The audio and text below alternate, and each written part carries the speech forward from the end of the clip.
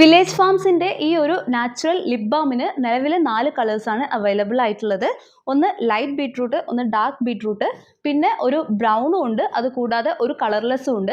ഈ കളർലെസ് മെയിനായിട്ട് യൂസ് ചെയ്യുന്നത് നമ്മളുടെ ചുണ്ടിന് എന്തെങ്കിലും പിഗ്മെൻറ്റേഷനോ കാര്യങ്ങളോ ഒക്കെ ഉണ്ടെങ്കിൽ അത് ഫിക്സ് ചെയ്യാൻ വേണ്ടിയിട്ടാണ്.